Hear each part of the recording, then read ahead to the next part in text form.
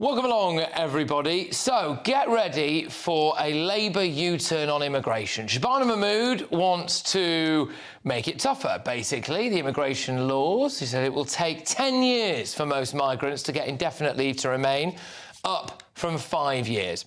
Medium-skilled workers might have to wait 15 years, refugees might have to wait 20 years, with status reviewed every 30 months. Illegal migrants or overstayers could face up to a 30-year wait, and they will have to meet tougher income levels, speak English, and in some...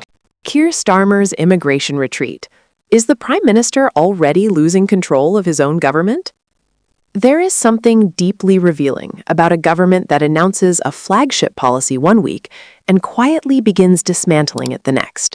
And if what is now emerging from Westminster is accurate, that is precisely what is unfolding inside Number 10, in real time, in full view of the public, and with consequences that stretch far beyond a single immigration rule. Welcome to British Energy, the channel where British politics gets the scrutiny it deserves. No spin, no softening, just the story as it is.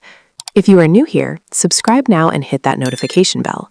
This channel exists because politics matters, and someone has to say the quiet parts out loud.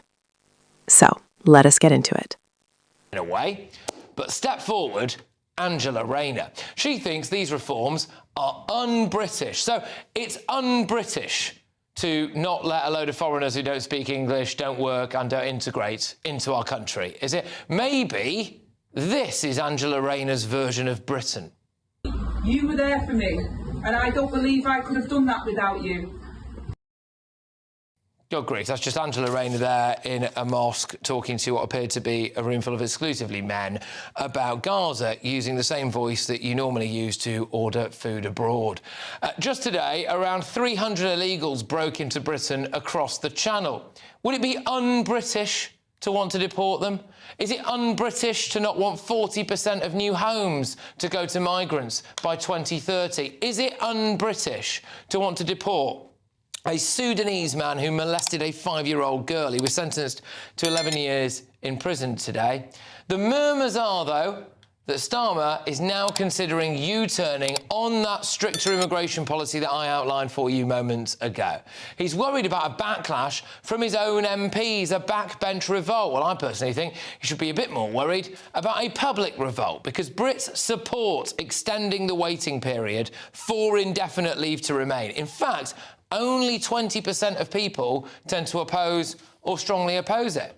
If Starmer caves in, then we know it's actually Angela Rayner who is really running Britain. Let's get the thoughts of my panel tonight. The director of the Popular Conservatives, Mark Littlewood, pub landlord and activist Adam Brooks, and broadcaster Nina Mishkov. Mark, I'll start with you. Do you think Labour's going to U-turn then on these tougher immigration policies? Almost certainly. I mean, the smart money is always that Labour U-turns, right, on any given policy. That's the likelihood. The strategy here from Rayner, I mean, I find the terminology of this being un-British absolutely bizarre. You might criticise the policy for other reasons, particularly its retrospective elements, you might say, are unfair or are too harsh, but it's clearly not un-British. What's happening is that Angela Rayner and Andy Burnham, who seem to be working hand in glove, are positioning themselves to make a attack on Starmer from the left and presumably unseat him and remove him.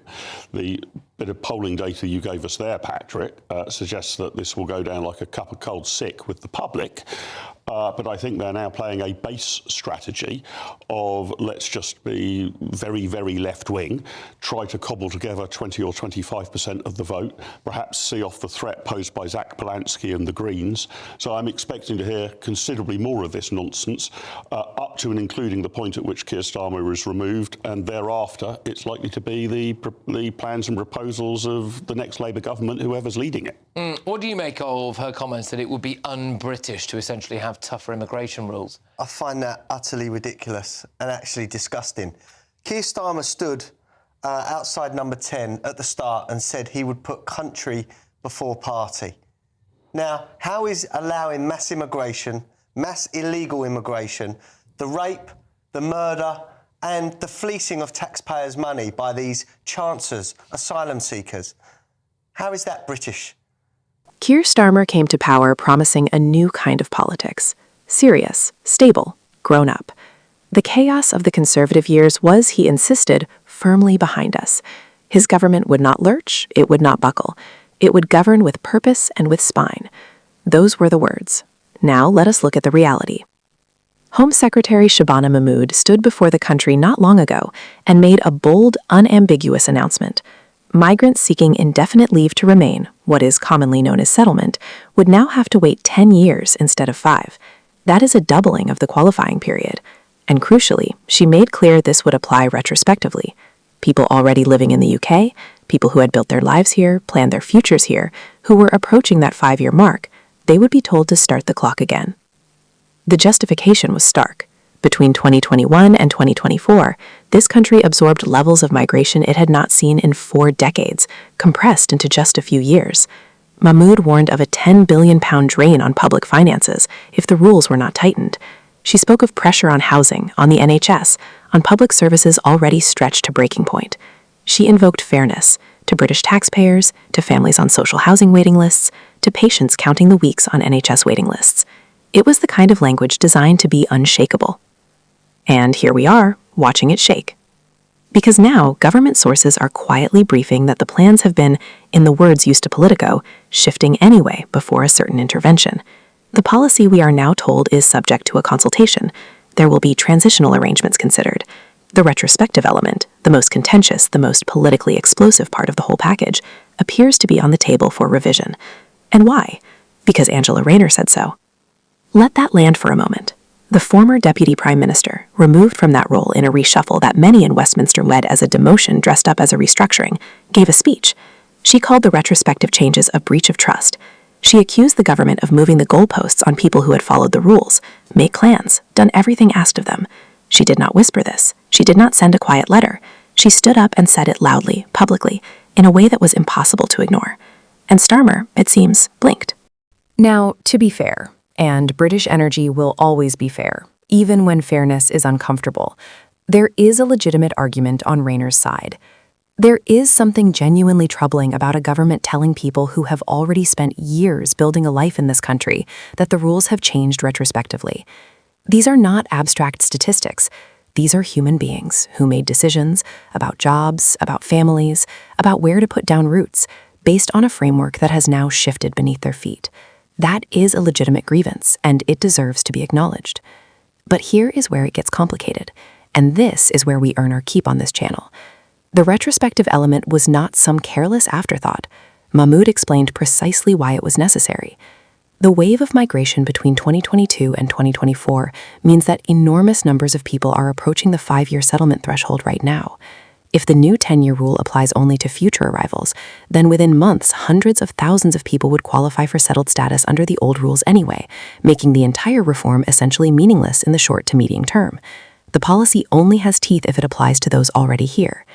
So when the government talks about transitional arrangements, what it is really talking about is finding a way to retreat from the substance of the policy whilst retaining the language of toughness.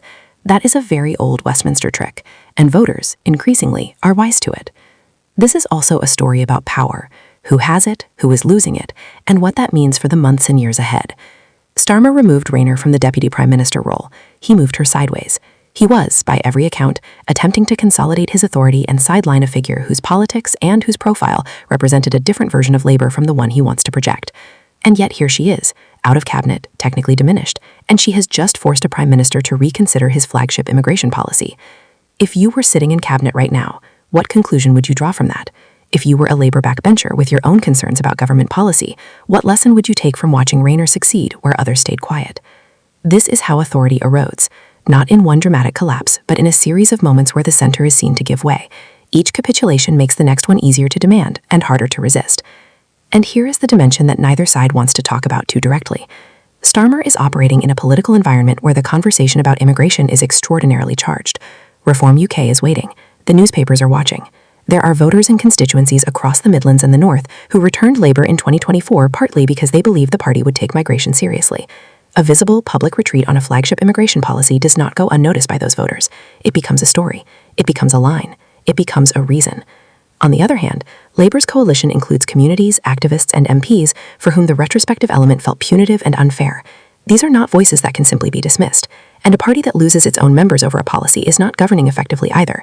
So Starmer is caught, genuinely caught, between the demands of political credibility on immigration and the demands of party unity, between the need to appear strong and the reality of his own parliamentary arithmetic.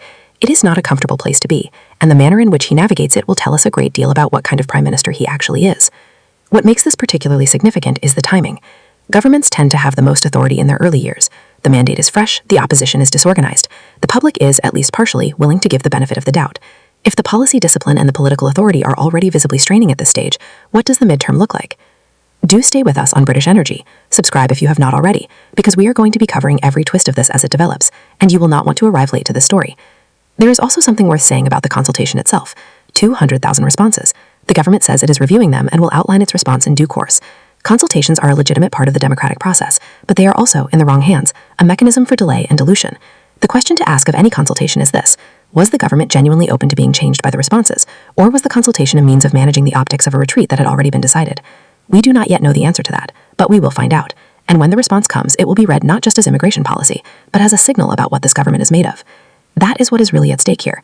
Not just the settlement rules, not just the 10-year threshold, not even the specific question of retrospective application.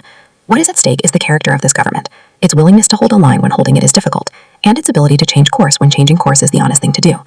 Strength and flexibility are not opposites. The best governments know the difference between a necessary recalibration and a telling surrender. The worst ones cannot tell the difference at all, and stumble from one into the other without ever quite knowing which it is. Right now, watching number 10 navigate the distance between Mahmoud's March siege and wherever this consultation lands, that is the question hanging in the air. Is Keir Starmer recalibrating with purpose, or is he simply retreating under pressure? We will know soon enough.